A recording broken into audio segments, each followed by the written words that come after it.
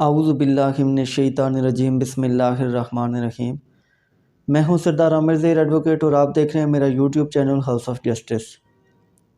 आज मैं बात करूंगा कि जनरल पावर ऑफ अटॉर्नी और स्पेशल पावर ऑफ अटॉर्नी में क्या फ़र्क होता है, और अगर कोई आदमी पाकिस्तान में नहीं है, पाकिस्तान से बाहर किसी और मुल्क में रिहाइश पजीर है, तो वो अगर पाकिस्तान में कोई केस करना चाहता है या अपनी प्रॉपर्टी सेल आउट करना चाहता है तो उसके लिए अगर वो अटॉर्नी किसी को भेजना चाहता है तो उसके लिए क्या प्रोसीजर होगा।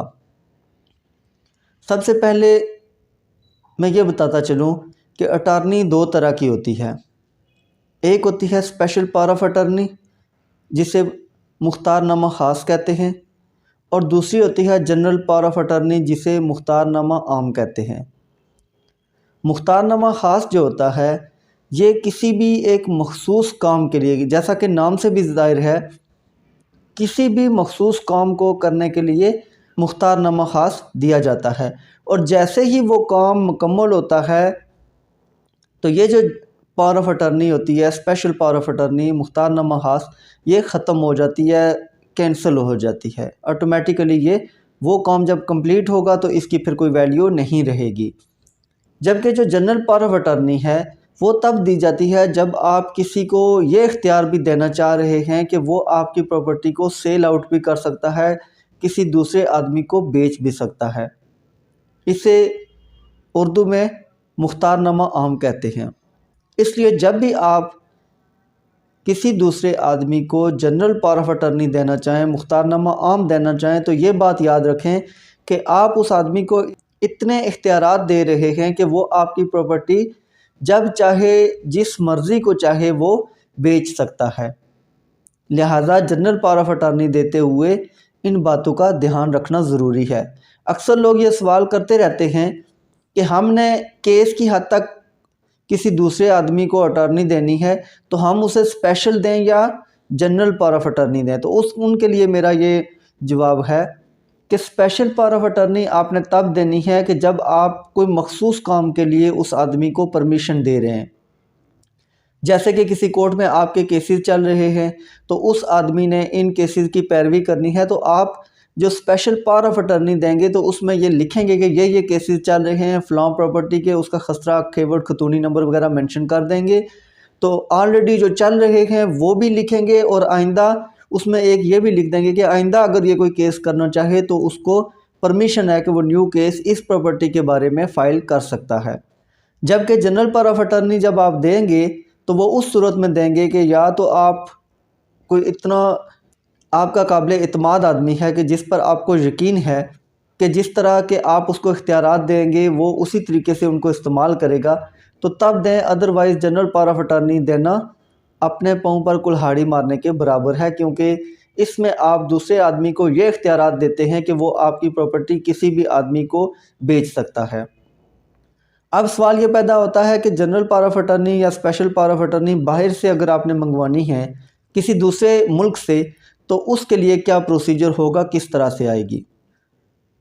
अक्सर ये देखा गया है कि जब भी बाहर से कोई अटॉर्नी वगैरह मंगवाते हैं तो वो आदमी जो वहाँ मौजूद होता है वो क्या करता है कि वो ख़ुद ही एक पावर ऑफ अटॉर्नी वगैरह जो भी किसी से फॉर्मेट मिलता है तो वो लेके उसी पर वो सारी डिटेल लिख के भेज देता है। जब अटॉर्नी यहाँ पाकिस्तान में आती है, फॉरेन अफेयर वगैरह से अटेस्ट भी हो जाती है, कोर्ट में लेके जाते हैं या सब रजिस्ट्रार के ऑफ़िस में लेके जाते हैं अटेस्टेशन वगैरह के लिए, तब वहाँ पर ऑब्जेक्शन लग जाती है कि ये गलत है।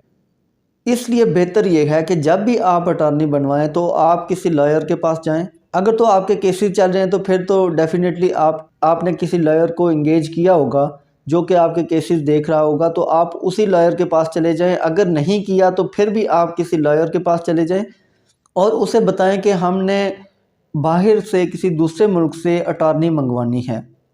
वो लॉयर आपको ख़ुद अटॉर्नी तैयार करके देगा, और आप इस तरह करें कि जो बाहर आदमी मौजूद है उससे आप ईमेल एड्रेस ले लें, यहाँ से आप थ्रू मेल उसको भिजवा दें, वो वहाँ से प्रिंट ले और फिर थ्रू एम्बेसी उसको भिजवा दे।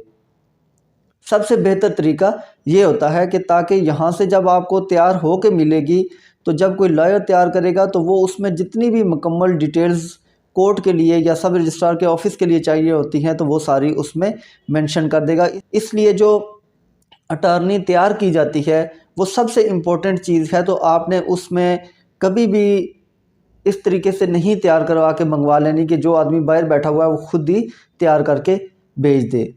आप यहाँ से अपने लॉयर से तैयार करवाएं, उसको तमाम डिटेल दें। लॉयर जब तैयार करके थ्रू मेल भेज देगा तो फिर वहाँ से वो प्रिंट आउट लें। प्रिंट लेने के बाद वहाँ पर जो अटॉर्नी का प्रिंट होगा वो एक सिंपल वाइट पेज पर होगा, उसके लिए किसी स्टाम्प की ज़रूरत नहीं है। बाहर जो भी आदमी है वो एक आम सादा कागज़ पर उसका प्रिंट लेगा, उसकी पिक्चर भी वहाँ लगेगी, वो एम्बेसी में जाएगा। वहाँ पर तो जो बाहर वाले जो ममालिक हैं वहाँ तो अब इस तरह भी हो रहा है कि ऑनलाइन भी वो सारा सिस्टम हो रहा है। लेकिन अगर आप ऑनलाइन नहीं करना चाहते तो आप एम्बेसी में चले जाएं। एम्बेसी में जाके आप उस अटॉर्नी की 2 कॉपीज़ तैयार होंगी, एक डुप्लीकेट कॉपी होगी और एक ओरिजिनल होगी। वहाँ पर एम्बेसी में आपसे उस पर दस्तखत भी करवाए जाएंगे, उसके अलावा अंगूठे का निशान भी लगवाया जाएगा। इसके अलावा एम्बेसी की मोहर वगैरह लगेगी।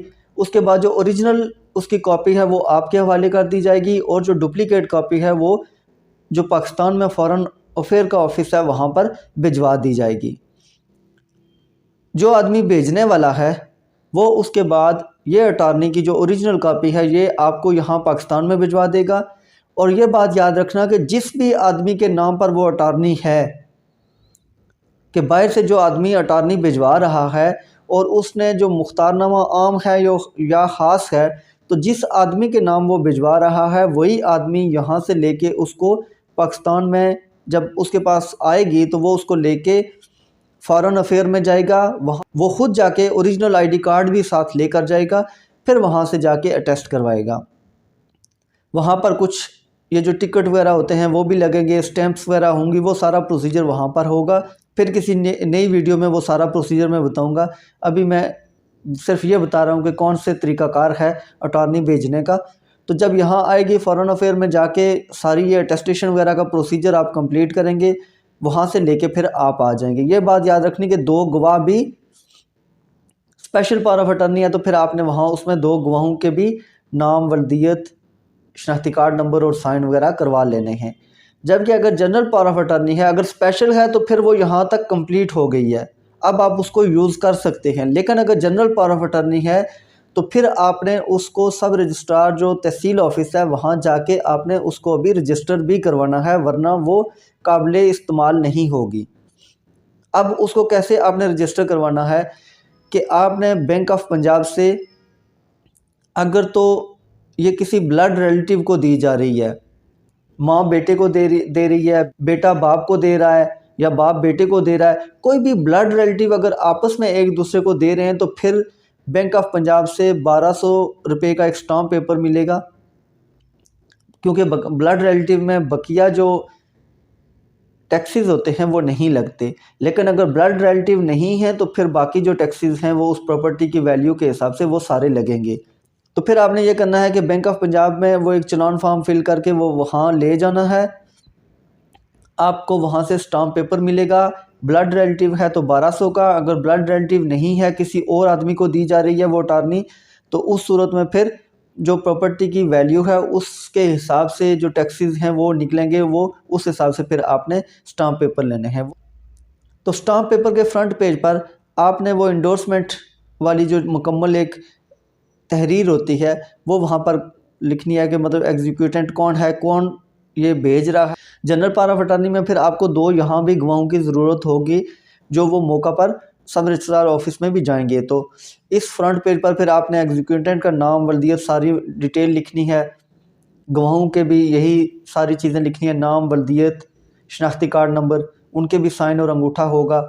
और फिर उसकी बैक साइड पर एक सर्टिफिकेट होता है जिसमें रजिस्टर्ड नंबर लिखा जाता है, बुक नंबर, वॉल्यूम नंबर, ये सारी डिटेल लिखी जाती है। तो ये उस आपने स्टाम्प पेपर जो बैंक ऑफ पंजाब से स्टाम्प पेपर मिलेगा तो उस पर ये सारी चीज़ें लिखनी है। साथ जो आपको बाहर से अटॉर्नी आई है, जो फॉरेन अफेयर से आपने टेस्ट करवा ली है, उसकी भी कॉपी लगे, ओरिजिनल वो साथ लगेगी। फिर आपने यहाँ पर एक और काम करना है कि जब ये स्टाम्प पेपर साथ लगा देंगे, आप इसके साथ अटैच कर देंगे, तो आपने इसकी 2 मज़ीद कॉपियाँ करवा लेनी हैं। ये बात याद रखनी है कि ये जो कॉपियाँ करवाएंगे तो आपने जो वो स्टाम्प पेपर पर जिसके नाम पर वो अटारनी आई है उसके साइन और अंगूठा करवाने से पहले, और जो 2 गवाहों के आपने नाम और वल्दियत वगैरह लिखी है तो उनका भी साइन अंगूठा करवाने से पहले आपने इसकी 2 कॉपीज़ करवा लेनी है। और फिर इन तीनों पर, एक ओरिजिनल हो गई, 2 कॉपीज़ हो गई, इन तीनों पर आपने साइन और अंगूठा ओरिजिनल ही होंगे। ये तीनों फिर आपने लेके तहसील ऑफिस में जाना है। पहले वहाँ पर आपकी वेरिफिकेशन होगी, जिसके नाम पर ये अटारनी आई है उसके ओरिजिनल कार्ड की ज़रूरत पड़ेगी, और जो 2 गवाह हैं उनके भी ओरिजिनल कार्ड की ज़रूरत होगी, वो दोनों साथ भी होंगे। जबकि जो बाहर से जिसने भिजवाई है तो उसके शनाख्ती कार्ड की कॉपी साथ लगेगी। नादरा वेरिफिकेशन हो जाएगी, उसके बाद फिर आप सब रजिस्ट्रार के ऑफिस में जाएंगे, वहाँ पर ये रजिस्टर होगी। जिस तरह एक आम रजिस्ट्री को हम रजिस्टर करवाते हैं तो सेम उसी तरीके से सारा प्रोसीजर आगे वही होगा।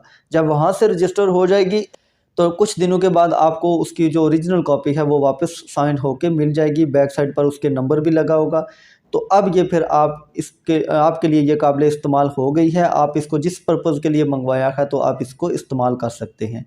तो व्यूअर्स, ये था तरीक़ाकार कि जनरल पावर ऑफ अटॉर्नी और स्पेशल पावर ऑफ अटॉर्नी बाहर के किसी भी मुल्क से कैसे मंगवाई जाती है। उम्मीद है वीडियो पसंद आई होगी। अगर वीडियो पसंद आई है तो चैनल को सब्सक्राइब करना ना भूलिएगा। कमेंट सेक्शन में अपना फ़ीडबैक भी ज़रूर दीजिएगा। इसी के साथ इजाज़त चाहूँगा। अपनी दुआओं में याद रखिएगा। फ़ी अमानिल्लाह।